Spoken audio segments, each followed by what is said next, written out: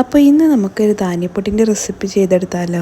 ചെറിയ കുട്ടികൾക്കും മുതിർന്നവർക്കൊക്കെ ഒരുപോലെ കഴിക്കാൻ പറ്റിയൊരു പൗഡറാണ് കേട്ടത്. അപ്പോൾ എങ്ങനെ ചെയ്തെടുക്കാൻ നോക്കിയാലോ. ആദ്യം അരി നല്ലോണം വറുത്തെടുക്കുക. നിങ്ങൾക്ക് വേണമെങ്കിൽ അരിക്ക് പകരം അവൽ ചേർക്കാം കേട്ടോ.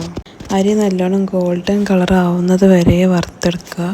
പിന്നെ അതിലേക്ക് ആവശ്യമായിട്ടുള്ള കാഷ്യൂനട്ടും ബദാമും കടലയാണ് കേട്ടോ. നിങ്ങൾക്ക് വേണമെങ്കിൽ പിസ്തയും വാൽനട്ടൊക്കെ ചേർക്കാം. നട്ട്സ് ഐറ്റംസൊക്കെ ചേർക്കാം കേട്ടോ.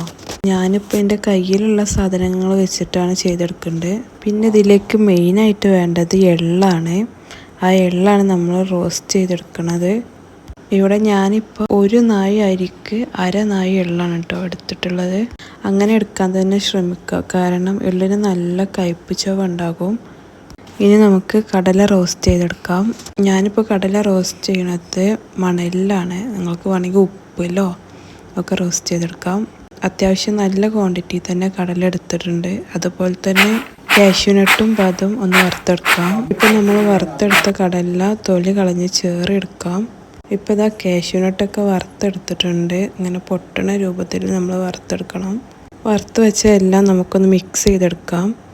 ഓരോന്നോരോന്നായിട്ട് പാത്രത്തിലേക്ക് തട്ടി കൊടുക്കാം. ഓരോന്നോരോന്നായിട്ട് പൊടിച്ചെടുക്കണില്ലാറെ നല്ലത് ഇങ്ങനെ എല്ലാം കൂടെ മിക്സ് ആക്കിയിട്ട് പൊടിക്കണതായിരിക്കും നല്ലത്. ഇനി ഇതെല്ലാം കൂടെ നന്നായിട്ട് മിക്സ് ചെയ്തെടുക്കാം. നല്ല പോലെ മിക്സ് ചെയ്യണം കേട്ടോ, എന്നാലേ പൊടിക്കുമ്പോൾ നല്ലതുപോലെ കിട്ടുള്ളൂ. അല്ലെങ്കിൽ എള്ളിൻ്റെയും കടലിൻ്റെയും ഒക്കെ ഒരു എണ്ണച്ചോ വരാൻ ചാൻസ് ഉണ്ട് കേട്ടോ. പിന്നെ നമുക്കിതിലേക്ക് ഫ്ലേവറിന് ആവശ്യമായിട്ടുള്ള ഏലക്കായ് ചേർത്ത് കൊടുക്കാം. ഇനി നമുക്ക് റോസ്റ്റ് ചെയ്ത മിക്സ് തവണകളായിട്ടൊന്ന് പൊടിച്ചെടുക്കാം. ഇപ്പോൾ ദാ നമ്മുടെ മിക്സ് നല്ല രീതിക്ക് പൊടിഞ്ഞു കിട്ടിയിട്ടുണ്ട്.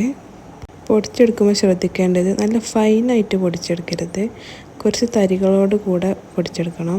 അതാണ് അതിൻ്റെ കറക്റ്റ് ടെക്സ്ചർ, കഴിക്കാനും ടേസ്റ്റ്. ഇനി നമുക്ക് മധുരത്തിന് ആവശ്യമായിട്ട് ശർക്കരപ്പൊടി ചേർത്ത് കൊടുക്കാം. മധുരം വേണ്ടാത്തവർക്ക് ശർക്കരപ്പൊടി സ്കിപ്പ് ചെയ്യാം കേട്ടോ. ഇനി ഇതിൻ്റെ മെയിൻ പ്രോസസ്സ് നല്ല മിക്സിങ് ആണ്. നമുക്ക് നല്ല മിക്സ് ചെയ്ത് കൊടുക്കാം. കൈ വെച്ചിട്ട് തന്നെ നല്ലോണം മിക്സ് ചെയ്ത് കൊടുക്കാം. അപ്പം നമ്മുടെ ടേസ്റ്റിയും ഹെൽത്തിയും ആയിട്ടുള്ള ധാന്യപ്പൊടി ഇവിടെ തയ്യാറായിട്ടുണ്ട്. പിന്നെ മെലിഞ്ഞവർക്ക് തടി വെക്കാനൊക്കെ ഹെൽപ്പ് ചെയ്യും കേട്ടോ ഈ ഒരു പൗഡർ. അപ്പോൾ നേരത്തെ പറഞ്ഞ പോലെ കുട്ടികൾക്കൊക്കെ അരിക്ക് പകരം അവൽ ചേർക്കുന്നതായിരിക്കും നല്ലത്.